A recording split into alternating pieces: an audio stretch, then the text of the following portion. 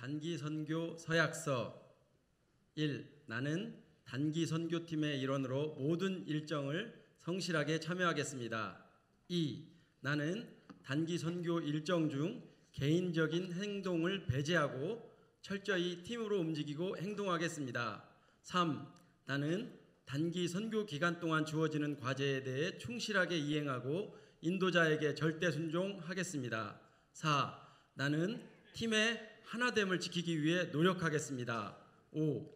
나는 팀의 결정에 의해 세워진 리더의 의견을 존중하며 조건 없이 따르겠습니다.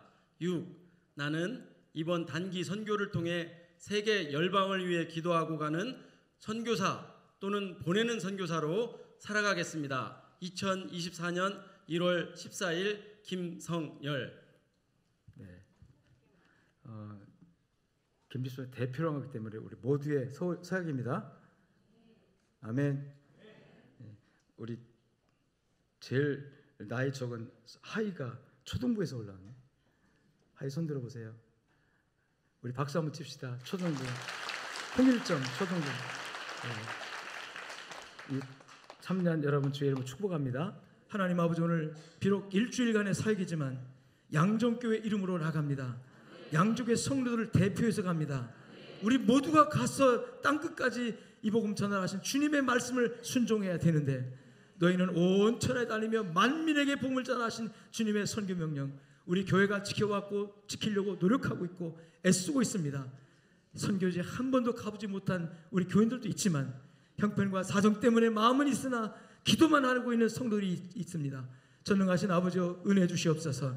이 시간은 우리가 이 대표들을 보냄으로 인하여 우리 모두가 다 함께 가는 것인 줄을 주께서 아시고, 이들이 성공적으로 사역하고 돌아오도록 갈 때부터 평안으로 인도하여 주시옵소서.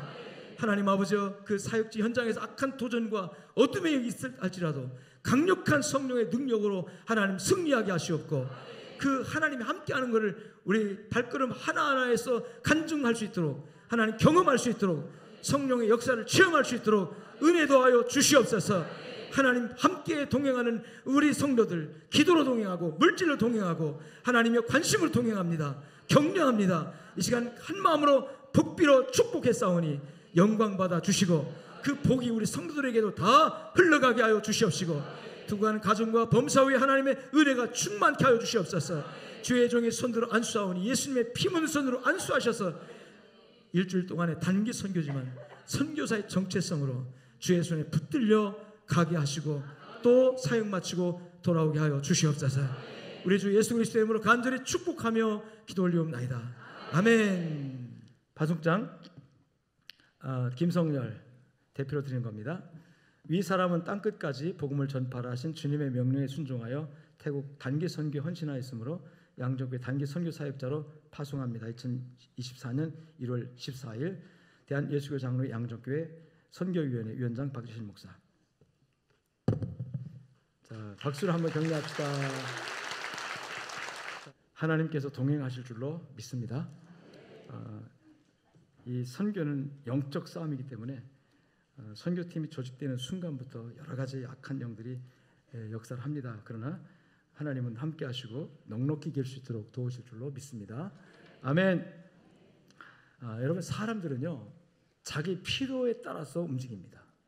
내가 오늘 뭘 필요하지? 필요가 느껴지고 필요에 따라서 그 필요를 또 생각하게 되고, 그리고 그 필요를 채울 수 있는 방향으로 이렇게 또 방향을 잡고, 누가 나의 필요를 채울 수 있을까 하고 그쪽으로 관심을 갖고 노력을 하고 움직여지게 돼 있어요. 아무리 좋은 것이라도, 황금덩어리라도 내게 필요하지 않으면 관심이 있다 없다? 없어요. 어떤 사람에게는 굉장히 좋은 것이 필요한 것인데 어떤 사람에게는 전혀 무관심이거든요. 자신의 필요에 따라서 움직이는 것이 인간입니다. 자신에게 필요가 있을 것이면, 있는 것이면, 그것이 절대적인 것이라면 필요를 충족시키기 위해서 또 수단과 방법을 가리지 않고 그 필요를 채우기 위해서 노력을 합니다. 대신 필요를 느끼지 않는 사람은 전혀 움직이지 않습니다. 그래서 옛말에 여러분, 목마른 자가 샘 판다 그랬죠. 샘을 누가 팝니까? 목마른 사람이 파요. 갈급한 사람이 파는 거죠. 목마르지 않은 사람은 물을 전혀 신경도 안 써요. 근데 목마른 사람은요, 생수가 어디 있지, 물이 어디 있지 찾게 되고, 또 없으면 수고를 해서라도 샘을 파서라도 물을 공급받기를 원하는 것이죠.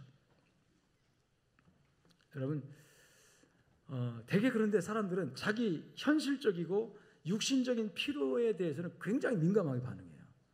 당장 배고프면 아고 배가 고프다 느껴지고, 또 그의 필요를 채우기 위해서 먹을 걸 찾죠. 목마라도 그렇고.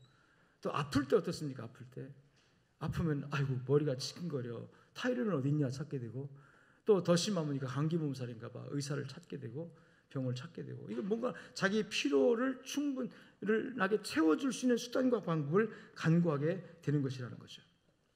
문제는 그렇게 문제가 있는데, 필요가 있는데도 불구하고 필요에 대해서 자각하지 못하는 게 진짜 문제예요. 배고픈데 배고픔을 못 느끼면 어떻게 될까요?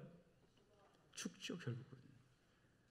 그런 분이 있어요. 실제 그런 병이 있습니다. 거식증이라는 병이 있어요. 먹는 걸 거부하는 병이 있어요. 안 먹힐 뿐만 아니라 관심도 없어 먹는 거예요. 근데 몸은 빼빼 말라요. 겉으로 사람이 볼 때 너 안 먹으면 죽어. 그런데 이분은 배고픔도 못 느껴요. 안 먹어도 괜찮아. 그런데도 몸은 말라가고 몸은 병 들었으니 그렇게 되는 거죠. 계속 안 먹으면 어떻게 될까요? 여러분, 안 먹고 살 사람 있습니까? 여러분 가운데 혹시 한 석 달 열흘 안 먹고도 살 분 있으면 오늘 제 설교 들을 필요가 없어요. 그렇지만 사람은 안 먹으면 죽어요. 그래서 결국은 내가 무엇을 필요로 하는지에 관해서 자각이 굉장히 중요한 거예요. 여러분, 암이 왜 무서운지 아십니까? 초기에는 증상이 없다는 거예요. 증상이 없기 때문에 나중에 증상이 생겼을 때 발견을 하면 그때는 이미 때가 지났다, 늦었다, 말기다. 그러니까 이게 문제가 되는 거예요. 처음에 아주 초기부터 증상이 나타나서 찾아가면 내가 문제가 생겼구나 알 수 있는데 자각 증상이 없다는 거예요. 그런데 내가 무엇을 필요로 하는지에 관하여 육신적인 것을 필요로 할 때는 굉장히 자각이 빨리 와요. 엄청나게 빨리 오는데 그때마다 느껴지고 필요가 증상이 자각되니까 그 채우기 위해서 노력을 하는데, 문제는 영적 필요에 관해서는 무감각하다. 이게 문제인 거죠. 영적인 필요. 이 신앙생활에 있어서 정말 중요한 건 영적인 필요를 느끼고 있느냐 하는 거예요. 영적인 부족함을 느끼고 있느냐, 영적인 갈급함을 느끼고 있느냐 하는 문제인데, 대부분 사람들이 영적인 부분에 관해서는 그 필요를 잘 못 느낀다. 여러분, 사람은 보이는 것이 다가 아니죠. 여러분의 몸이 다가 아니죠. 몸을 뛰어넘는 비물질적인 요소인 영이라는 게 있습니다. 영이라는 것이. 이 영의 갈급함, 마음의 갈급함이 채워질 때 육신의 피로가 채워지는 것이 의미가 있는 거예요. 아무리 부유하고 아무리 부족한 것이 없고 모든 것이 다 가지고 있는 사람이라 할지라도 이 마음의 영적인 필요가 안 채워지면 뭔가 갈급하고 뭔가 문제가 있고 뭔가 행복이 없고 뭔가 마음속에서 허전하고 그러거든요. 대부분 사람들은 육신적인 필요에 관해서는 민감하게 반응하고 또 수단을 강구하고 방법을 찾아가는데 반해서 영적인 필요를 알고 있는데도 불구하고 거기에 대한 감각이 무감각해져서 별로 나에게는 그것이 필요 없는 것처럼 느껴지고 있다는 거죠. 미국에서 프리스턴 신학교, 아주 유명한 신학교입니다. 40년 동안 학교에서 학생들을 가르치면서 또 목회를 했던 알렉산더 교수라는 분이 있는데, 이분이 40년 목회하고 은퇴하시면서 유명한 말을 하나 남겼어요. 목마른 사람에게 필요한 것은 한 잔의 생수다. 그렇죠? 목마른 사람 필요한 것은 뭐예요? 생수 한 잔이에요. 그러면서 뭐라고 했냐면 태평양 바다에 그 많은 물이 필요한 게 아니다. 태평양 바다에 물이 많아요, 적어요? 어마어마하게 많죠. 그 많은 물이 지금 목마른 사람의 갈증을 느끼는 사람에게 태평양 바다에 그 많은 물이 무슨 소용이냐는 거예요. 그거 갖다 한 바가지 먹은들, 그거 갖다 꿀 막 전부 다 마신들, 배가 볼록하게 마신들, 그게 과연 너의 갈증을 채울 수 있느냐? 너에게 진정으로 필요한 것은 태평양 바다의 그 많은 물이 아니라 지금 내 앞에 한 잔의 진정한 의미의 생수가 있느냐 없느냐는 거예요. 여러분의 영적 갈증, 마음의 갈증을 채울 수 있는 거, 여러분 그 갈증을 채울 수 있는 한 잔의 물이 있습니까? 아니면 갈증조차도 못 느끼고 있습니까? 세속적인 갈증에 관해서는 민감하게 반응해서 여러분 얼마나 이 육신의 갈증에 대해서 찾아다닙니까? 배고플 때 하고 쉬고 싶을 때 하고 쉬고 싶다는 것도 다 이 육체의 피로를 채우고자 하는 욕망이거든요. 그런데 영적 갈증에 관해서는 사람이 무감각한 이 상태. 그런데 영적 갈증을 채울 수 있는 분이 누구실까요? 할렐루야. 답을 참 쉽게 말씀하시네요. 이게 굉장히 어려워야 되는데 너무 쉬우니까 사람들이 가치가 없는 것 같아요. 따라합시다. 답은 이미 알려져 있고 알고 있다. 그래서 그 답이 정답이 아닌 것처럼 착각에 빠져 있는 거예요. 답을 몰라서 찾고 고민하며 연구하며 정말 공부해가지고 간신히 답을 얻었다면 이게 진짜 답이야 라고 사람들이 인식할 수 있는데 이미 답이 이미 공개되어 있습니다. 이미 답이 나와 있습니다. 그 사람들이 이게 진짜 답이야? 이게 답이야? 이게 정답이라는 것을 이미 하나님은 우리에게 보여주셨고 정답을 알려주셨는데 불구하고 우리가 그 정답을 정답으로 인정을 하지 않고 있는 거죠. 따라합시다. 오직 예수 그리스도. 우리의 모든 갈증, 우리의 모든 필요를 채울 수 있는 분은 오직 누구밖에 없다? 예수님밖에 없어요. 하나님밖에 없습니다. 우리 CCC를 세우신 그 김중곤 목사님이 백문 일답이라는 것을 했잖아요. 모든 질문의 답은 할렐루야. 백문 일답 하려고 하는 건 아니니까 모든 문제와 모든 질문의 답은 오직 할렐루야. 근데 문제는 그 문제들, 여러분이 느끼는 현실의 문제들, 그렇게 피부에 와닿고 그렇게 나의 부족함이 느껴져서 뭔가 이걸 해결을 하는 그 문제들이 뭐냐 하는 거죠. 그 문제들 때문에 사람들은 움직이고 그 동기부여가 돼가지고 목마르니까 샘을 파듯이 하는데 그게 무슨 문제냐. 오늘 본문으로 읽은 이 중풍병자 얘기를 통해서 오늘 하나님께서 주신 말씀 여러분들 있기를 주님 축원합니다. 문제가 있어야 움직인다는 거예요. 다시 말하면 필요가 있어야 필요를 채우기 위해서 뭔가 움직인다는 거예요. 아무 부족함을 느끼지 못하면 조카오니 필요 없습니다. 가만히 있어요. 안 움직여요. 그래서 하나님께서 정답은 이미 공개되어 있으니까 정답인 하나님 앞으로, 정답인 예수 앞으로 우리를 나오게 만들기 위해서, 예수님의 정답을 믿어지게 만들기 위해서 하나님께서 우리의 모든 현실적인 그런 필요 충분 조건을 자극해가지고 우리를 하나님께로 이끌어가는 그 문제들, 그 문제 뭐냐? 세 가지가 있는데요. 첫 번째 따라합시다. 질병의 문제다. 오늘 본문에 보니까 어떤 사람입니까? 이 사람이 중풍병자예요. 그런데 어떻게 된 중풍병자? 침상에 누운 중풍병자. 이 중풍병 뇌졸중 걸려가지고 사지가 다 마비돼 버렸어요. 침상에 누워버렸어요. 이 침상에 누워있는 이 문제, 이 얼마나 기가 막힌 문제입니까? 건강한 사람이 갑자기 떨어져가지고 침상에 덜러 누워가지고 손 하나 까딱 못하고 있으면 이거 정말 기가 막힌 일이잖아요. 이 사람에게 가장 필요한 것은 이 병을 고치는 것이었을 것입니다. 할렐루야.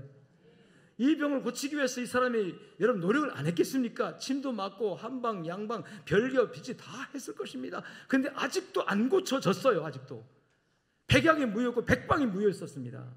방법이 없었어요. 세상에 이 사람의 병을 고치고자 하는 그 시도에 여러 사람들이 별말 다 했겠죠. 이렇게 하면 된다, 저렇게 하면 된다 다 했겠죠. 그러나 결론적으로 아직 안 고쳐졌다는 거죠. 침상에 현재적으로 어떻게 되어 있어요? 누워 있습니다. 그런데 침상에 누운 이 중풍병자가 결과적으로 마지막으로 찾아온 것이 누구다? 예수님을 찾아온 거예요. 아멘. 즉 병의 문제가 궁극적으로 결론적으로 마지막에 결국 최종적으로 누구에게 왔다? 예수에게 왔다. 할렐루야. 가끔 하나님께서 여러분이 영적 필요를 못 느끼고 있을 때, 정답이 있는데 정답을 모르고 엉뚱한 데 가서 답을 찾으려고 할 때 하나님께서 우리를 그 정답으로 안내하는 그 방법으로 하나님께서 질병이라는 수단과 방법을 통해서 우리를 하나님께로 오게 하신다는 거죠. 아멘. 근데 아직도 질병의 문제를 단지 인간의 방법으로 세상 의학으로 해결할 수 있다고, 물론 해결할 수 있습니다. 어떤 병은 약 한 번 먹으면 금방 나는 것도 있어요. 어떤 병은 의사 진찰 한 번 받으면 나는 것도 있어요. 세상 의학을 무시하는 게 아니에요. 본질적으로 인간의 질병이라고 하는 것이 본질적으로 여러분 궁극적으로 세상 의학도, 의사의 치료도, 뭐 약의 효과도 따라합시다. 하나님 안에서, 하나님의 은혜로 된다는 거, 이걸 알라는 거죠. 할렐루야. 이걸 아는 사람은 약을 먹어도 하나님께 나오고, 의사를 찾아가도 하나님 도와주세요, 그렇게 찾아가는 것이고, 병원에 입원 치료를 받아도 목사님 기도해주세요, 여러분 기도해줘요, 내가 좀 입원했어요, 내가 이 병을 이겨야 되는데 나를 위해서 축복 기도해주세요, 하나님이 도와주셔야 돼요. 할렐루야. 여러분, 질병의 문제는 인류의 정말 절대적인 문제예요. 인류가 하나님 앞에 창조된 이후에, 죄를 지은 이후에 이 질병의 문제는 여러분 인간 스스로 결코 해결할 수 없는 문제예요. 점점 의학도 발달하고 의술도 발달해서 병을 정복하고 병을 해결하는 그런 병들이 많이 있지만, 그럼에도 불구하고 또 다른 어떤 유형의 바이러스와 세균들이 또 다른 만들어지면서 우리 인류는 죄의 이 결과인 질병 때문에 여러분이요, 행복하지 않다는 거죠. 그렇지만 답이 있습니까, 없습니까? 있습니다. 그 답이 뭐냐면 그 병을 통해서 누구를 만나게 하는 거다? 할렐루야. 혹시 병 때문에 교회 나온 분이 있다면 잘 나오신 겁니다. 그 병이 고쳐지고 안 고쳐지고를 떠나서 여러분 예수 만나시길 주님 축원합니다. 아멘. 사람들은 병 때문에 교회 나오고 그래요. 그게 문제가. 그래서 하나님은 그 문제, 병의 문제를 통해서 병 고치고자 하는 나의 그 피로를 하나님이 채우고자 하는 그 동기에 의해서 하나님께로 이끌어 오신다는 거죠. 할렐루야.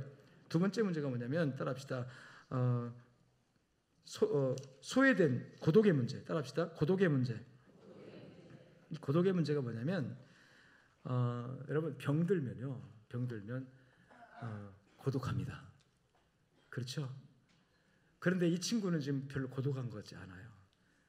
침상에 누웠는데 주변에 누가 있었어요? 친구들이 있었어요. 이 친구들이 이 사람을, 성경에는 사람들이라고 했으니까 그게 친구인지 이웃인지 형제인지 누군지 잘 몰라요. 그런데 중요한 거는 사람들이 그랬어요. 사람들이 그랬는데 이게 또 네 사람인지 다섯 사람인지 몰라요. 그냥 숫자도 없어요. 그냥. 근데 중요한 거는 적어도 이 사람들은 누구냐? 이 사람을 사랑하는 사람들, 이 중풍병자 이 사람을 애정을 갖고 곁에 있는 사람들, 그러니까 친구나 이웃이나 형제겠죠, 친척이겠죠. 여러분, 이 사람이, 여러분 사람들이 그 주변에 있지만 이 중풍병자 침상에 누워있는 이 사람 옆에 친구들이 문안을 오고 문병을 오고 와서 격려를 하고 정말 안타까워하고, 그렇게 사람이 떨어지지 않고 수많은 사람들이, 이웃 사람들이, 친척들이 와서 날마다 병실에 드나들고 위로하고 격려하지만 이 사람의 마음에 홀로 앓는 고독이 사라질까요? 아니요. 병은 절대로 누군가 대신 아파줄 수가 없어요. 그러니까 결국은 주변에 사람이 많아도, 따라합시다, 홀로 외롭다, 홀로 괴롭다. 이게 고독입니다. 인생이 병들어 늙어가면서 쇠약해진다, 병약해진다 그러잖아요. 약해지는 그 과정이 뭐냐면 인간관계가 아무리 주변에 많아도 홀로 외로워진다는 뜻이에요. 늙어간다는 건 외로워진다는 거예요. 세상의 흥미가 사라지고 세상의 즐거움이 사라지고, 옛날에 돈이 그렇게 좋았는데 돈도 가치도 별로 재미없어지고, 옛날에 관광을 돌아다니고 여행하는 거 너무너무 좋아했는데 젊을 때나 그랬지, 이제 약해지니까 그것도 아무 의미가 없고 취미가 없고, 옛날에 뭐 낚시를 좋아하고 등산을 좋아하고 옛날에 즐겨했던 그 기호품들 있잖아요, 그것도 나이 먹어 늙어가고 내가 힘이 빠지면 아무런 의미가 없어진다니까요. 그래서 홀로 남는 외로움과 고독의 순간만 내 앞에 있다니까요. 혹시라도 여러분 젊지만 아직도 그 어떤 것 때문에 홀로 남는 고독을 느끼고 있지 않습니까? 아니면 내 주변에 친구도 많고 이웃도 많고 내 가족도 많고 형제들도 많지만 아직도 나만 아는 어떤 고독이 휩싸여서 여러분 그 고독을 씹으면서 홀로 외로워 있는 분이 있습니까? 사람과 사람 사이에서 지지 기반을 확보하고 서로 격려받고 격려해 주는 게 대단히 중요하지만, 진정한 의미에서의 그 고독 해결은, 따라합시다, 예수님 앞으로, 예수님을 만나야 된다. 답은 이미 알려져 있다고 그랬죠? 근데 사람들은 그 고독을 예수님께로 와서 채우려고 하는 것이 아니고, 사람들은 다른 곳에서 채우려고 끝까지 사람에게서, 물질에서, 어떤 다른 방법으로 이 고독을 해결하려고 하는데 이게 자꾸 부작용이 나는 거죠. 그래서 행복이 없다는 거죠. 최근에 사회 문제로 대두되고 있는 문제 중에 하나가 고독사라는 거예요. 고독사 당한 사람을 보면요, 절대로 사람이 없는 게 아닙니다. 그 주변에 이웃도 있어요. 옆에 아파트 안에서 이웃도 많아요. 그 고독사 당하는 분들 중에 자식이 없는 분이 아무도 없어요. 자식이 있는데 멀리 살아요. 가까이 있어도 돌아보질 않아요. 외로움 속에 빠져서 홀로 앓다가, 외로움이라는 병을, 고독이라는 병을 홀로 앓다가 결국 그 홀로 앓는 그 병을 이기지 못하고 거기서 자신의 홀로 앓는 고독 속에 그 병을 치료하지 못하고 결국은 죽어가는 사람들이 얼마나 사회 문제로 나오고 있습니까? 세상이 발달할수록, 세상이 더욱더 부유해질수록 이런 고독한 문제가 더 크게 대두되고 있다는 거죠. 이게 남의 문제가 아니라 여러분 자신의 문제일 수도 있다는 것입니다. 이 중풍병자가 여러분 평소에 건강할 때 그 맺었던 관계가 지금 4사람 아니면 6사람 아니면 10사람 사람들이 메고 온 그 사람들, 이게 건강할 때 맺었던 관계예요. 건강할 때 등지고 살았으면 이 사람들이 와서 이렇게 하겠습니까? 건강할 때 나누고 베풀고 서로 고독을 느끼지 않게 즐기고 취미생활도 같이 할 것이고 서로 그들이 교인이었다면 교회도 같이 왔을 것이고 이런 관계를 유지했기 때문에 이 사람이 지금 홀로 고독할 때, 그래 내가 너 아플 때 곁에 있어줄게, 너 아플 때 내가 들고라도 휠체어라도 밀어주고 내가 이렇게 해줄게, 아마 가끔 이 사람들이 와서 휠체어 밀고 어디 구경도 시켜주고 했을 거예요. 그렇지만 질병을 짊어 죽인 이 중풍병자가 주변의 친구들이, 과거에 좋았던 친구들이, 사랑하는 사람들이 내 곁에서 이렇게 나를 도와준다고 한들 그 고독의 문제 해결되냐는 거죠. 절대로 해결 안 됩니다. 따라합시다. 답은 예수님께 있습니다. 그래서 이 친구들이 우리가 너의 고독을 해결할 수 없구나, 우리가 내 곁에 있은들 해결되겠느냐, 가보자. 어디로 가보자? 예수님께로 가보자. 할렐루야, 할렐루야. 예수님께로 가보자. 이들이 그 침상체 메고 왔잖아요. 예수님께로. 참 좋은 친구들이에요. 야, 술집으로 가보자가 아니라, 야, 너 술 한잔 먹고 하면 이 고독 잊어보자, 그게 아니라 예수님께로 가보자. 여러분 주변에 좋은 친구들 만드시기 바랍니다. 야, 교회는 1년 52조가 한 번 빠져도 괜찮아. 야, 이 모임은 1년에 한 번 있는 모임인데 교회 가시면 이카자, 이런 친구들 만나면요 멸망의 구렁텅이로 그냥 갑니다. 여러분, 아무리 주변에 좋은 친구와 이웃과 사랑하는 사람이 있다 할지라도 누가 과연 내 고독의 문제를 해결할 수 있는가? 여러분, 그 고독이 예수님께로 안내하는 안내가 되고 가이드가 되고 예수님께로 방향을 지시는 지시봉이 되어지기를 주님 축원합니다. 나는 고독했기 때문에 예수님 만났습니다. 내 인생에 고독했기 때문에 예수님 만났습니다. 친구들이 나를 떠나고 이웃이 나를 떠나고 그리고 내가 믿었던 사랑하는 사람들이 나를 배신해도, 그래서 내가 고독을 되씹으면서 절망하지 않고 나는 그 자리에서 예수님을 만났습니다. 이런 감정들이 있어지기를 주님 축원합니다. 세 번째 문제가 뭐냐면, 따라합시다. 곤고함, 피곤함. 여러분, 병든 자는요 정말 피곤합니다. 아파서 한 3일만 누워 있어 보세요. 아픈 것도 힘든데 누워있는 자체가 감기 몸살 나서 아파서 누워있는데 왜 허리가 아파?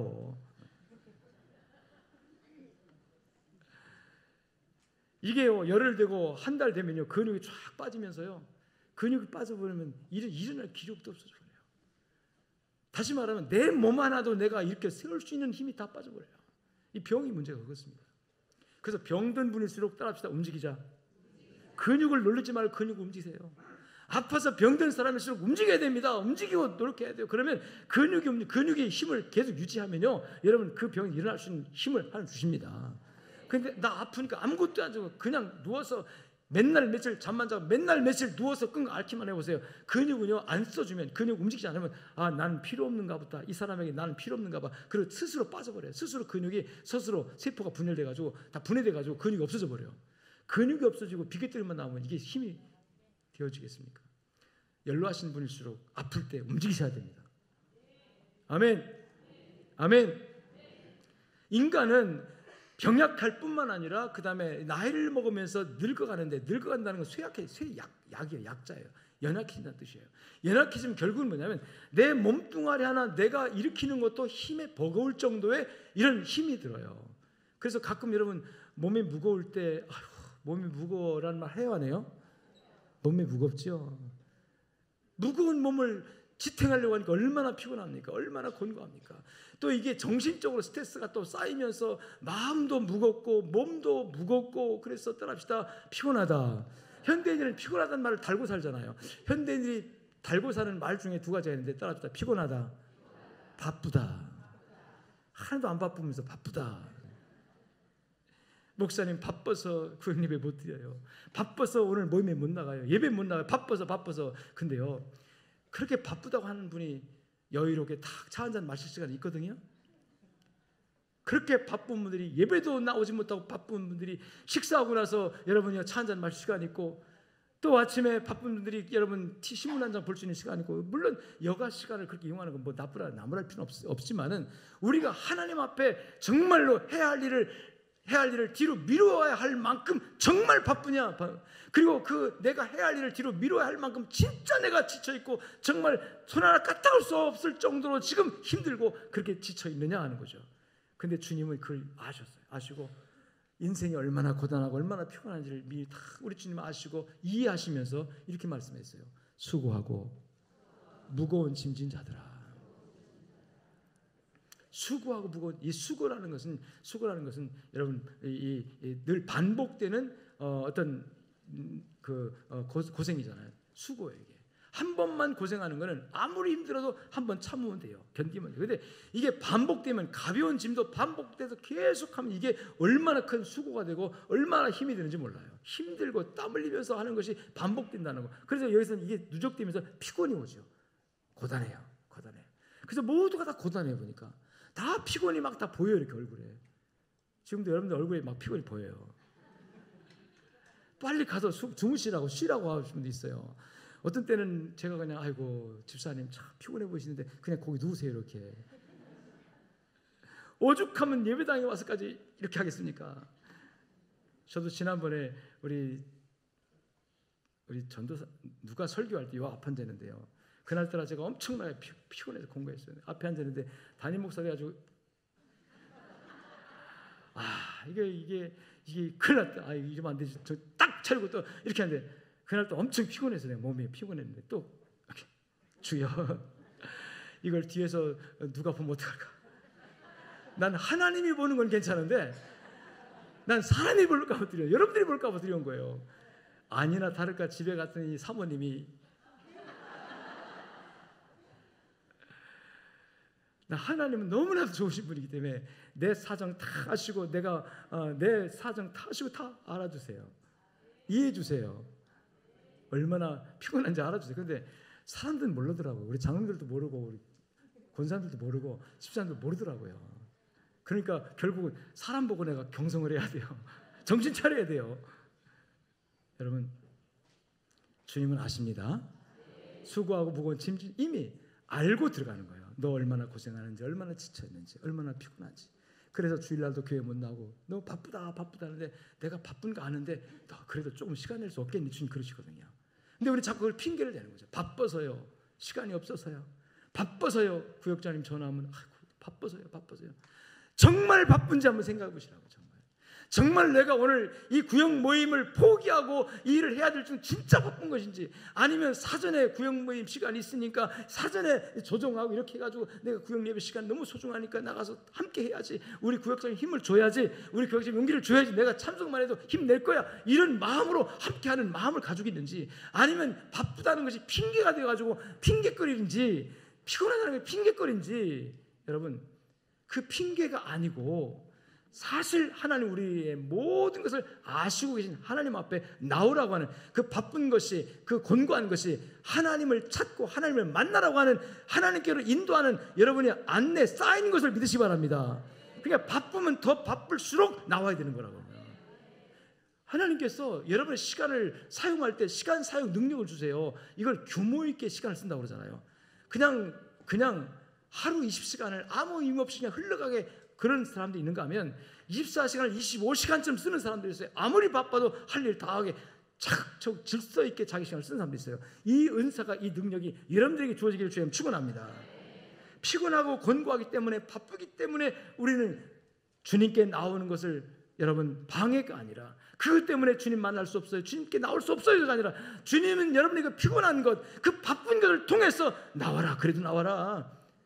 그래서 따라합시다. 주님은 우리의 문제의 한복판에 계십니다. 병든 그 한복판에 주님이 계시고, 할렐루야. 고독한 나의 고독 속에 주님이 계시고, 내가 지치고 피곤하고 도대체 이 피곤하고 바빠서 주님을 만날 수 없다고 난 핑계대지만 그 바쁜 그 피곤한 그 한복판에 누가 계신다? 주님이 계신다. 이 중풍병자의 문제는 바로 세 가지 문제를 다 한 몸에 가지고 있는 거예요.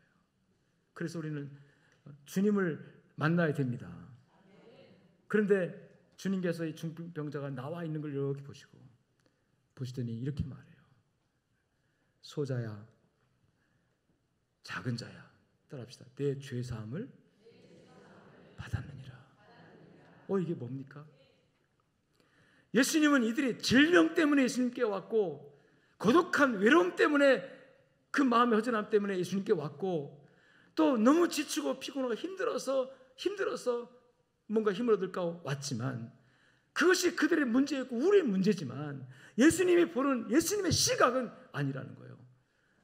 병이 내 문제가 아니다. 너의 외로움과 고독이 너의 문제가 아니다. 너의 진짜 문제는 너 지치고 피곤했냐, 그게 문제가 아니다. 따라합시다. 죄의 문제다. 여러분, 주님의 시각과 내 시각이 다르다는 거죠. 우리는 현실적인 필요에 따라서 움직이는데 주님은 우리 현실적인 필요, 질병이 현실 필요 아닙니까? 인생의 고도가 현실 필요해요.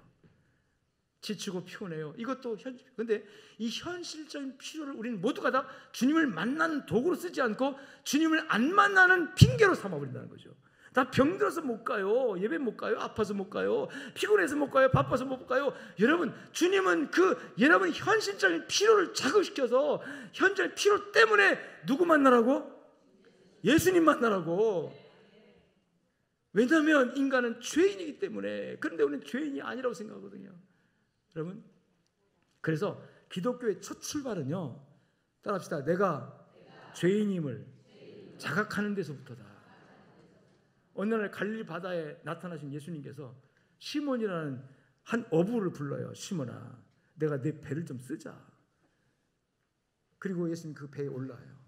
그리고 예수님을 이미 따라다니던 사람들, 많은 예수님의 숨을 듣고 온 사람들이, 거기는 아픈 사람들, 병들 다 많이 왔어요. 온 사람들이 그 바닷가에 쭉 서 있고 예수님께서 시몬의 배를 빌려서 그 배를 타고 조금 육지에 떨어진 그 다음에 거기서 큰 소리 예수님께서 설교를 하십니다. 하나님 나라를 선포하십니다. 복음을 전합니다. 그때 베드로는 바로 가장 가까이에서, 예수님 가장 가까이에서 그 배 위에서 예수님이 하는 소리를 들었겠죠. 할렐루야. 다 설교를 마친 다음에 예수님께서 그 시몬에게, 배 주인에게, 시몬아, 깊은 데로 그물을 던져라. 그때 시몬이 무슨 반응을 합니까? 선생님, 밤새도록 제가 그 고기를 잡았고 한 마리도 못 잡았어요. 경험상 이제 해 뜨면은 고기 안 잡힙니다. 던져도 아무 소용없습니다. 또 헛수고합니다. 그리고 이미 다 어구를 거두었고 그물도 거두었고 이미 다 일을 끝냈습니다. 이제 집으로 돌아가는 찰나에 선생님 모셔서 이제 다시 그물을 펴고 던지라, 번거롭습니다. 하고 불순종하지 않고요. 따라합시다. 말씀에 의지하여. 여러분, 말씀에 의지하여. 할렐루야. 이 말씀에 의지하여, 이 말은 뭐냐면 베드로가 예수님의 설교를 들었다는 얘기예요, 안 들었다는 얘기예요? 들었다는 얘기예요. 그날 예수님께서 자기에게 한 얘기는 아니지만 지금 예수님을 만나는 청중들에게 예수님께서 공개적으로 모두에게 다 들으라고 하신 말씀이지만 베드로는 예수님이 가장 지근거리에서 예수님이 하신 말씀을 다 들었습니다. 할렐루야. 그 말씀, 들은 말씀에 의지하여, 본부에 의지하여, 명령에 의지하여 내가 그물을 던지겠습니다. 할렐루야. 그랬더니 어디서 고기가 잡혀왔는지 모르지만 그물이 찢을 정도로 잡혀온 줄로 믿습니다. 그 잡혀 올라오는 순간의 기적이잖아요. 거기에 있던 많은 사람들이 박수를 치면서 환호성을 불렀겠죠. 또 같이 동역했던 동업자들, 안드레와 야고보, 요한 같은 그 친구들이 얼마나, 야, 우리 밤새도록 고기 잡는데 한 마디 못 잡았는데 이게 웬 떡이냐 하면서 여러분 얼마나 기뻐했겠습니까? 그런데 베드로가 순간 예수님 발 앞에 딱 무릎을 꿇어요. 꿇면서 그가 한 말이, 주여, 나는 죄인이로소이다. 주여, 나는 죄인이로소이다. 나를 떠나소서. 주여, 나는 죄인이로소이다. 왜 이 죄인으로서 나왔습니까? 하나님의 말씀을 듣고 보니, 하나님의 말씀을 집중하고 보니 그 말씀이 베드로 자신이 어떤 존재인가를 깨닫게 한 줄로 믿습니다. 오늘 말씀을 들을 때 여러분 자신을 깨달으시길 주님 축원합니다. 내가 어떤 존재인지. 베드로는 그 갈릴리 바다의 프라이버시가 굉장히 높은, 프라이드가 높은 사람이었어요. 갈릴리 바다의 전문가 아닙니까? 어업 전문가예요. 예수님은 목수입니다. 목수가 어떻게 고기 잡는 걸 알아요. 목수가 어떻게 어부의 그 삶을 알아요. 그런데도 불구하고 예수님의 말씀에 순종했더니 여러분 많은 고기가 올라오는 걸 보면서 전문가인 이 프라이드를 내려놓고 자존심을 내려놓고 나는 죄인으로서이다, 자신의 죄인됨을 발견할 수 있는 거. 그러면서 내가 죄인인데 하나님 앞에 나를 발견하고 나니까 나의 죄 때문에 나는 감당할 수 없어요. 당신을 감당할 수 없어요. 하나님을 감당할 수 없어요. 그러니까 떠나소서, 나를 떠나소서. 이 말이 예수님을 거부하는 게 아니라 내가 감당할 수 없어요. 내 죄 가지고 내가 감당할 수 없어요 라고 베드로의 겸손함, 회개하는 것을 표현하는 말씀인 줄로 믿습니다. 그때 주님께서 그래 너 죄인이다, 죄인이기 때문에 쓸모가 없어, 죄인이기 때문에 너는 필요 없어, 알았어. 그리고 주님께서 그 사건을 끝낸 게 아니고요, 죄인이라고 고백하는 베드로에게 따라합시다. 나를 따르라. 할렐루야. 나를 따르라. 주님은 죄인인 그대로 그를 품으셨습니다. 그가 고백한 대로 죄인인 그대로 그를 안으셨습니다. 나를 따르라, 나를 따르라 그러십니다. 비전을 주셨습니다. 사람 낚는 어부가 되게 하겠다. 자, 죄인에서 사람 낚는 어부가 되기까지 그 과정이 어떤 무엇입니까? 주님을 따르는 것입니다. 주님의 뒤를 따르는 것입니다. 주님의 뒤를 따라가는 것, 따라가는 과정에서 주님은 그를 훈련시키시고 주님은 그를 변화시켜서 사람 낚는 어부, 그야말로 이 기독교 역사의 가장 위대한 사도 중에 사도로 베드로를 여러분이요 쓰실 주님의 계획으로 나를 따르라 하신 줄로 믿습니다. 그래서 기독교가 시작된 거예요. 여러분, 그래서 이 기독교는요, 내가 죄인임을 자각하는 그 순간부터 하나님의 역사하십니다. 내가 죄인임을 자각하는 순간부터 하나님의 능력이 임합니다.